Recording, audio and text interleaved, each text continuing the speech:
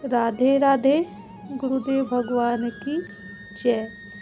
एक अद्भुत प्रेमी उषा बहन जी के जीवन चरित्र का 8वां भाग, गत अंक से आगे। प्रिय सखी सुशीला, मेरे प्राणनाथ मेरा कितना ख्याल रख रहे हैं। अपने सखा उद्धव को ही मेरे पास भेज दिया उन्होंने। उनके सखा ने मुझे निहाल कर दिया है।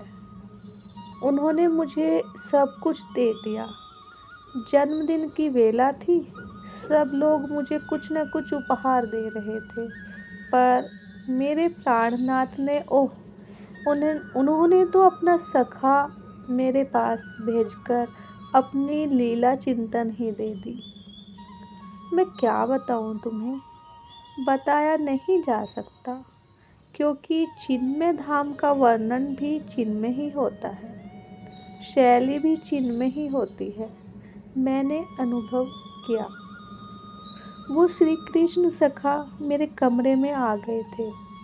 कैसे आए, कहाँ से आए, ये प्रश्न व्यर्थ है, क्योंकि चिन्मय वपु वाले इन लोगों के लिए कहीं आना जाना कोई कठिन नहीं है।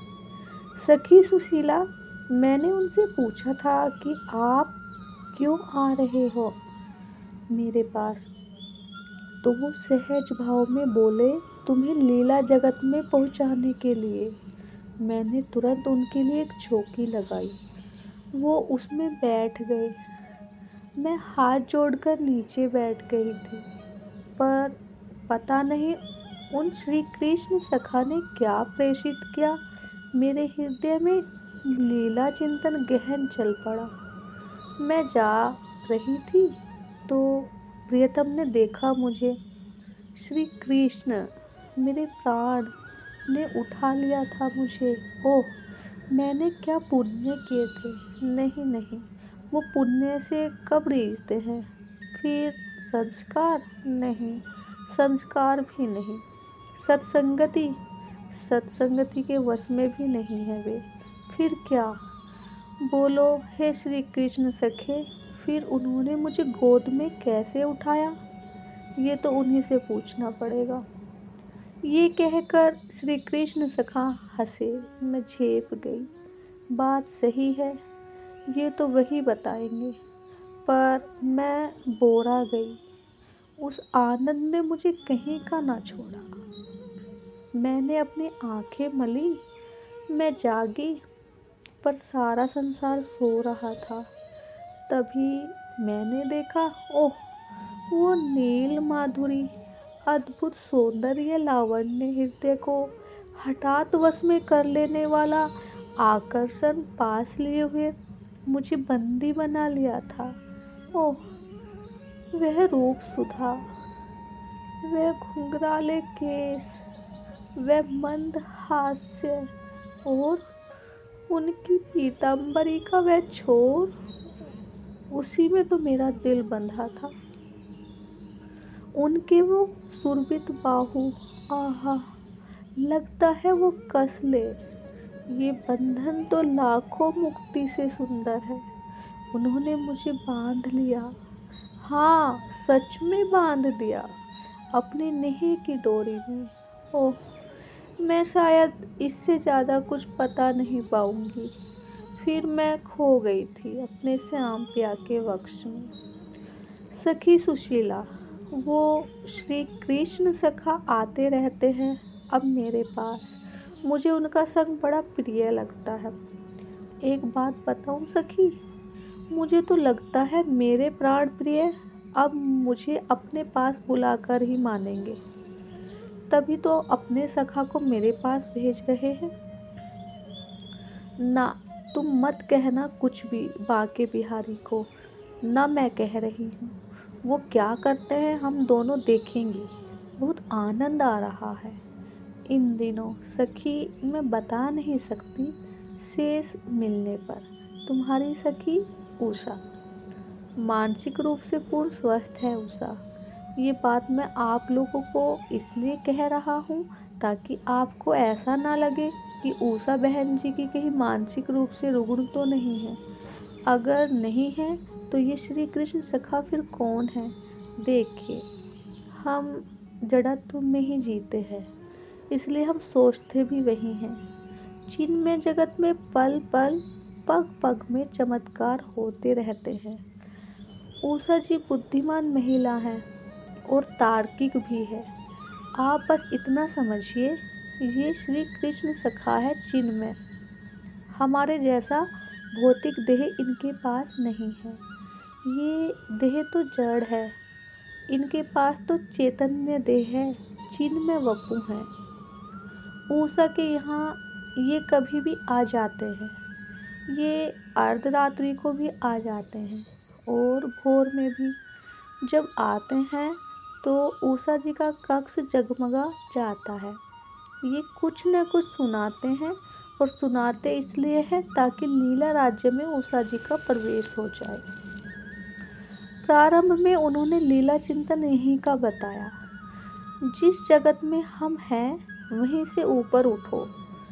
फिर गोलोक, कुंज, निकुंज, नित्य निकुंज, निभृत निकुंज, इस तरह वो उषा जी को लीला राज्य में ले जा रहे थे। गोलोक, उस दिन पूर्णिमा थी, ग्वालों की मंडली लगी हुई थी। सब ग्वाल गोप उपहार में कुछ न कुछ कन्हैया को दे रहे थे। तब एक ग्वाले ने दूर एक बांस के वृक्ष को देखा तो वो वहां गया। उस हरे बांस पर उसने हाथ रख दिया। मुझे क्यों काट रहे हो? उस बांस ने कारण जानना चाहा, क्योंकि वह गोलोक का बांस है। तो वो पूछ रहे हैं, तुझे हम बांसुरी बनाएंगे और फिर नंद नंदन अपने अधरों से लगाएंगे। इतना सुनते ही वो तो आनंद से फूल गया और उस ग्वाले को ज़्यादा परिश्रम भी नहीं करना पड़ा। ग्वाले ने बस छुआ कि वो टूट ही गया। उस बांस को घिसा ग्वाले ने, छेद किए उसमें, और फिर लाला तेरे लिए बांसुरी। उस गोप ने बांसुरी दे दी नंद नंदन को, पर ये क्या, लेकर बांसुरी वहीं रख दी। अब वहाँ तो किसी ने स्वर्ण की बांसुरी, किसी ने रजत की, किसी ने हीरे मोतियों से जड़ी हुई दी थी। अद्भुत अनुपम वंशियों का ढेर लग गया था। उठाने वाले सखाओं ने समस्त उपहारों को उठा लिया, पर नीचे रखी वो बांस की बांसुरी छूट गई। नंद नंदन ने भी ध्यान नहीं दिया। वो बांसुरी चाहती तो कह सकती थी कि मुझे उठाओ, मुझे भी नंद नंदन के सानिध्य में ले चलो, पर वो नहीं बोली। उसे लगा, कहाँ मैं और कहाँ स्वर्ण और रजत की मुरलियाँ। वो बांस की बांसुरी वहीं पड़ी रही, रोती रहती, पर किसी ने कुछ नहीं कहती। सर्दी का महीना गया, आया बसंत का महीना। नंद नंदन कुंजों में आते थे, बैठते थे, चारों ओर खिले पुष्प को छूते थे। इनके छूने से पुष्प भी और खिल उठते। वो बांसुरी देखती रहती, अपने आप को समझाती, क्यों बेकार में परेशान हो? तुम्हें अपना सुख चाहिए कि प्रियतम का? बांसुरी अपने आप से ही पूछती, फिर उत्तर भी स्वयं ही देती। प्रियतम का सुख, उन्हें तो स्वर्ण और रजत की मुरलियों में सुख मिल रहा है। ये देखकर वो फिर सुखी होने का स्वांग करती। मन ही मन कहती, मैं सुखी हूँ क्योंकि मेरे प्रियतम सुखी हैं। इस तरह समय बीतता गया। बांसुरी वहीं पड़ी है, शिला में।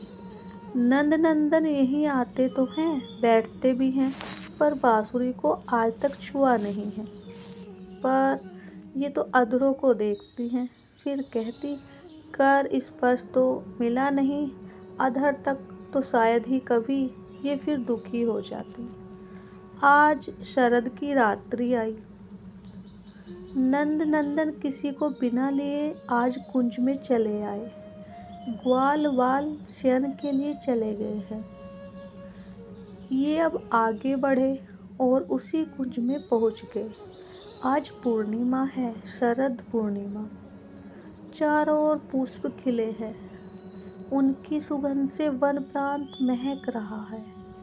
उसी शिला में नंद नंदन बैठ गए। इधर उधर देखा, फिर फेंट में देखा। आज इन्हें बांसुरी बजाने की इच्छा हो रही है, पर फेंट में किसी ग्वाल सखा ने कोई मुरली रखी नहीं थी। ये दुखी होकर जैसे ही उधर देखने लगे, तभी सामने दिखाई दी वही बांसुरी। वो आनंदित हो उठी। लगता है मेरी तपस्या आज सफल हो जाएगी। और इनकी तपस्या सफल हो गई। नंद नंदन ने उस बांसुरी को उठा लिया। ओह, बांसुरी को रोमांच हुआ। अपने कर में रखकर अधरों के पास लाए। अधर वो गुलाबी अधर, इन अधरों का तकिया। बांसुरी अपना सौभाग्य मना रही है। और जैसे ही अधरों पर पधराया नंद नंदन ने, ये तो बस बज उठी। आत्मा रामों की आत्मा को भी झंझोर दिया। पर बांसुरी आज मत थी, उन्मत्त होकर बज रही थी। उषा जी ने अपने आप को बांसुरी में देखा। वो चिद गोलोक में वो नंद नंदन की बांसुरी बनी थी। उषा जी की समाधि लग गई। श्री कृष्ण सखा कब आ रहे थे, कब जा रहे थे, किसी को पता नहीं था। ये किसी को दिखाई देते भी नहीं थे। ये उषा की समाधि 3 दिन तक चली थी। शेष का भाग आगे पार्ट 9 में। राधे राधे। गुरुदेव भगवान की जय।